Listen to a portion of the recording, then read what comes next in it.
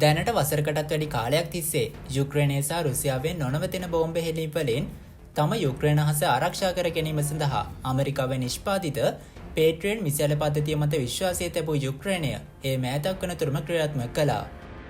නමුත් දිගින් දිගටම කළ පරීක්ෂණ හා සංවර්ධන කටයුතු අවසානයේ රුසියාව ඔවුන්ගේ නවතම මිසයිලය වැඩි දියුණු කරා. ඒ අනුව රුසියන් තාක්ෂණය මගින් විශේෂයෙන් එක්සැන්ඩර්ම් රේඩාර් රැවටීම සහ අනපේක්ෂිත පියාසැරි මාර්ග සමග ඒවා පේට්‍රියට් මිසයිල් පද්ධතිය පසු කර ගොස් තීරණාත්මක ඉලක්කවලට පහර දීමට මේ මිසයිල් වලට හැකියාව තියෙනවා. ඉතින් යුක්‍රේනයේ ඇමරිකානු ගුවන් ආරක්ෂක පද්ධතිය අසාර්ථකද? රුසියාව මේ නිසා ඉදිරියේ මොන වගේ ප්‍රහාර දියත් කරයිද? අපි අද කතා කරමු මේ ගැන.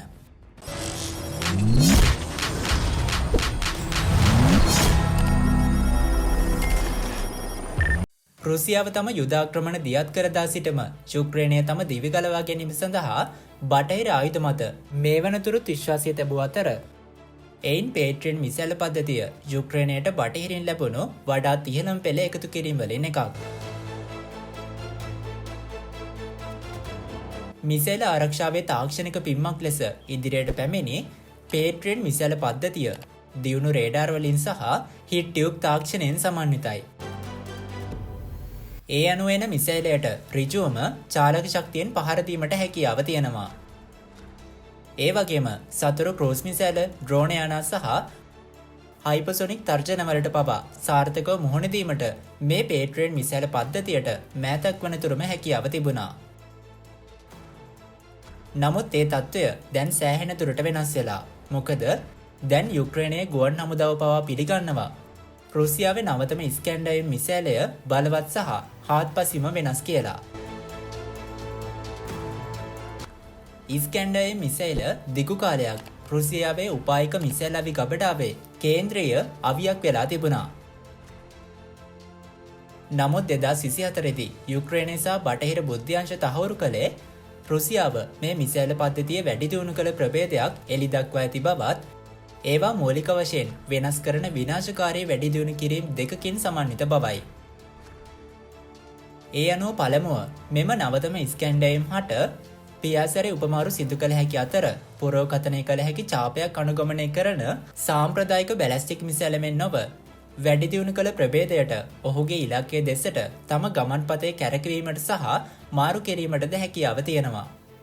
මේ නිසා මේ මිසයිලය ලුහු බැදීමට හසු කර ගැනීමට සහ බාධා කිරීම සැලකිය යුතු ලෙස දුෂ්කරයි. නිරවද්‍ය බාධා කිරීමේ ලක්ෂය ගණනය කිරීම මත පමණක් රඳා පවතින මේ පේට්‍රියට් වැනි මිසයිල් ආරක්ෂක පද්ධති සඳහා මේ අක්‍රමවත් හැසිරීම බරපතල අභියෝගයක් මතු කර තියෙනවා. කෙසේ වුණත් ඊට වඩා භයානක වෙන්නේ මේ මිසයිලය රේඩාර් රැවටීමට භාවිතා කිරීමයි. ඒ අනුව මේ මිසයිලය ප්‍රහාරයට පෙර අවසාන තත්පර කීපය තුළ ආරක්ෂක පද්ධති සම්බන්ධ වීමට සූදානම් වන ආකාරයටම මෙම රැවටීම සැබෑ යුද හිසේ රේඩාර් අනුකරණය කරමින් බහුවිධ තර්ජන මාලාවක් නිර්මාණය කරනවා. ඒ කියන්නේ පේට්‍රියට් මිසයිල් පද්ධතියට මිසයිල් 5ක් හෝ 6ක් එකවර ළඟා වෙන බව මේ මිසයිලයට පෙන්වන්න පුළුවන්. මේ නිසා මේ ඉහළ මට්ටමේ රැවටීමට මුහුණ දෙන විට ක්‍රියාකරුවන්ට තප්පරයකටත් අඩු කාලයකින් තීරණයක් ගත යුතුයි මොන මිසයිලයද ඇත්ත කියලා. මේ නිසා එය හරිම සංකීර්ණ ක්‍රියාවලියක් වගේම එය වැරදියට වටහා ගැනීමෙන් ප්‍රතිවිපාකයේ විනාශකාරී වෙන්නේ ඒ ඉලක්කය හඹා ගොස් පහර දෙන නිසායි. 2025 අප්‍රේල් 6 වන දින කීව් වෙත එල්ල කෙරුණු සැලකිය යුතු රුසියානු මිසයිල් ප්‍රහාරයක් අතරතුර පේට්‍රියට් මිසයිල් පද්ධතිය ඇතුළු යුක්‍රේන ගුවන් ආරක්ෂකයින්ට සෑම මිසයිලයක්ම නැවැත්වීමට නොහැකි වුණා. මේ නිසා සමහර මිසයිල කඩා වැදී යුක්‍රේනයට හානි සිදු වුණේ යුක්‍රේන ආරක්ෂක ජාලයේ අවදානම් පමණක් නොව වේගයෙන් වර්ධනය වන තර්ජන හමුවේ බටහිර ආරක්ෂක සීමාවන් පිළිබඳවද ප්‍රශ්නයක් මතු කරමින්. නමුත් ඇමරිකාව මීට ඉහළ ප්‍රතිචාරාත්මක ගුවන් ආරක්ෂක පද්ධතියක් මීට එරෙහිව නිෂ්පාදනය කරන්න ලොකු ඉඩකඩක් තියෙනවා. පේට්‍රියට් මිසයිල් පද්ධතිය දැනට ඩොලර් මිලියන 3කට වඩා වටිනවා.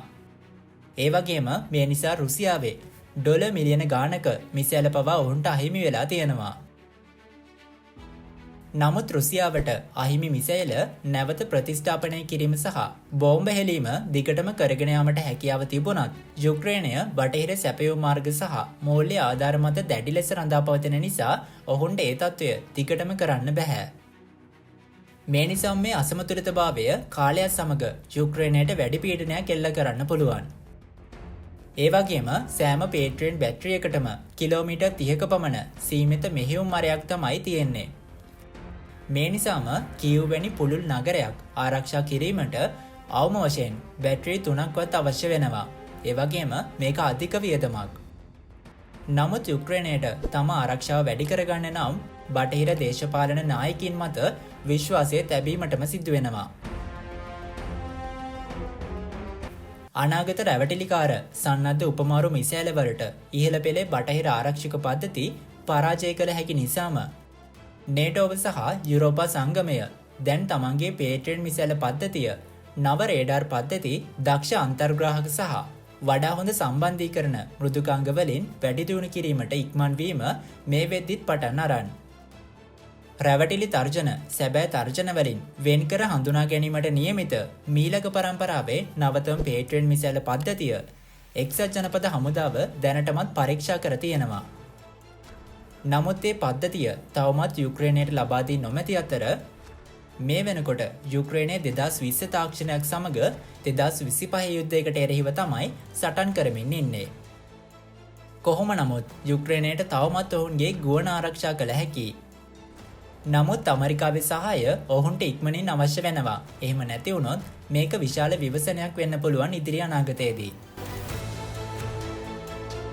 ඉතින් මේ ගැන ඔයාලට මොකද හිතෙන්නේ? මේ ගැන ඔයාලගේ අදහස් පහලින් කමෙන්ට් කරගෙන යන්න අමතක කරන්න එපා. ඉතින් අපි තවත් දවසක මේ විදිහෙන් වීඩියෝ එකකින් හම්බ වෙනකන් අදට ගිහින් එන්නම්. ඔයාලා හැමෝටම සුබම සුබ දවසක්.